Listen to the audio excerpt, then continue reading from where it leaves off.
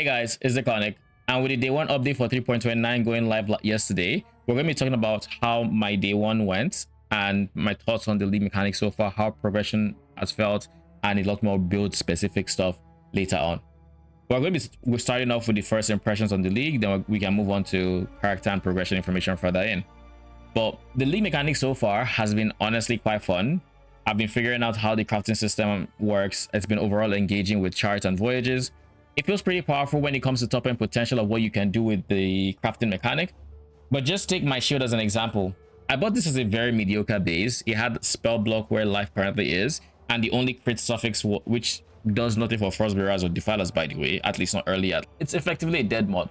But I was able to use the league mechanic to annul off the spell block, which is where the life is now, and also to exalt a T2 elemental res to, get it where it's at now. Still has one open suffix that I could potentially exalt if I wanted to, or I could just leave open in case I need some suffix space later on, which is what I'm currently doing. The gameplay loop also has been very engaging. The farming for Dead Man Sulfur, which is the league mechanic crafting currency, felt akin to mapping outside the Atlas. It was very, very fun. It's kind of like a Delve 2.0, so that was really nice. If you haven't already, do consider liking and subscribing, as it helps the channel out a lot. So moving on to progression, this time I opted into going the Frostbearer routes for the build for a few reasons, but the biggest ones are I wanted to shake things up because I have previously gone only lightning the past couple of times I've done rich defilers, and also because I wanted to improve the Frostbearer section of the guide, as without much experience there, how would I know what will feel good and what wouldn't? So I opted in to go for Frostbearers. It felt really good to progress, and honestly, with minimal upgrades that I made going through the maps, I was able to. It took me from T1 maps to going to kill Eta and Exarch. I have now added new sections to the Frostbearer POBs for an even lower budget than what was before showcased as the low budget. This one is using the Reverberation Rod and also Val Absolution, which on paper you would think, oh, these two don't work well. One uses lightning, one uses cold, but because they both use spells, they still can't synergize well using stuff like Zealotry, which just is a generic spell buff, and instead of using a dedicated curse like Conductivity or Frostbite, we instead opted for like Elemental Weakness, which just buffs both their damage types basically. This ended up with very good synergy, and because Val Absolution is as cracked as it is, it was a very smooth progression. This does, however, mean that we can't really opt for Ghastly Eye Jewels yet, because that would be picking one or the other, because we can have both, but that'd be expensive. At the end of my stream, I was able to pick up the filers from a viewer just before heading off. So the build in the snapshot is not going to be fully complete, since it does not justify dropping Absolution, but it does. What I would say it is missing, if you were to try to follow that as your upgrade, is it's missing either a Dark Monarch, which is higher budget, because we want to have Spectre count if we're going to drop the Absolution. Alternatively, we could go for giving it an extra level because it is currently level 25. If we're able to get an extra level from somewhere else, then we can drop this wand, which gives +1. We can replace it with a Midnight Bargain. Midnight Bargain will give us an extra Spectre, taking us up to 5, and being a more justifiable reason to drop Absolution because Absolution is cracked. And the Midnight Bargain would also come with a lot more increased minion damage as a side benefit, which is always nice. So needless to say, these are the upgrades I am considering moving forward. I am likely going to be trying to get my Dark Monarch rather, because I would rather do that than invest into an AG which costs like half of a Dark Monarch right now. It just makes more sense to skip the AG step and go straight to pure Spectres, because then we can start trying to get our support Spectres and having the build really come online from having all these other multipliers, Lucky Lightning, all of that. So now to quickly go over my gear and just overall showcase, this is my wand. It is very bad. It's just +1. It literally doesn't have anything else. It has 29% increased damage, which is not bad, I guess, but not great either.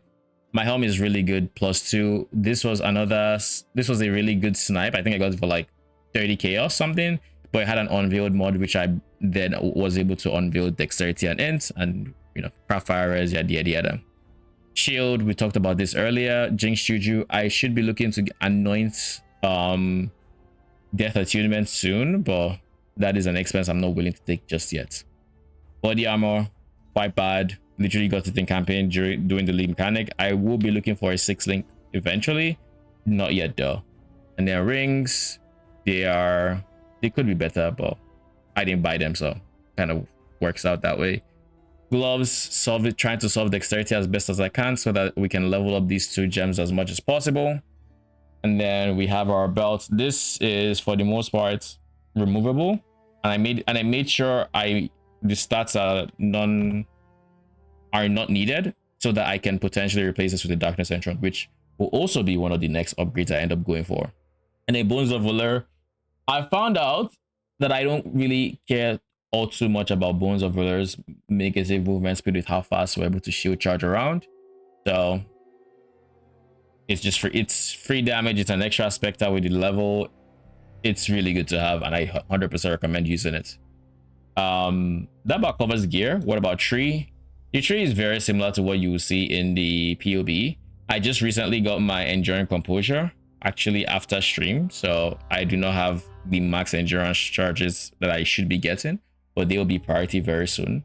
I will also be swapping this out for a bit of scaling in this direction to get this as a 6 life mastery, but that is a bit further than the number of points I currently have available to me. I'm currently level 86, so we don't have access to the number of points I would need yet. I would also need to cut out this region by anointing death attunement, which would also help in going for a bit more block and the defensive stats that come with this area. Something else I am also considering is dropping Plaguebringer for Mistress of Sacrifice, because with Mistress of Sacrifice I can then go Bone Offering, and that's largely solves my block, because I'm currently not nearly capped. I'm like 30. I need to get a Rumi's Concoction Flask, but if I were to do that, I would also get a lot of block, but I would also be missing out on a lot of attack cast speed for my Spectres, so we'd have to compensate for that damage elsewhere. And right now I think damage is what I'm trying to scale more so than defense. I think I'm decently tanky, not the most tanky, but like I'm okay, I would say. And yeah, by tomorrow's update video, I would hopefully be on the medium budget version or low to medium, depending on how it all pans out. We'll see how it goes. But overall, it's been a very pleasant experience. I am looking forward to progressing even further. We're not going to be going Doriani anytime too soon, because I think that'll be a pricier update or upgrade. But that's a worry for when we are comfortable in T16s and we're just farming for currency and all of that good stuff, which should come like in maybe next tomorrow. We'll see how it goes. But if you have any questions, do let me know in the comment section below, or if you want to catch me live on stream to ask in person, then go for it. I will be live not too long after this video goes live, so feel free to stop by. And if you enjoy the content, do consider liking and subscribing, as it helps the channel. And with all that said, thank you for watching.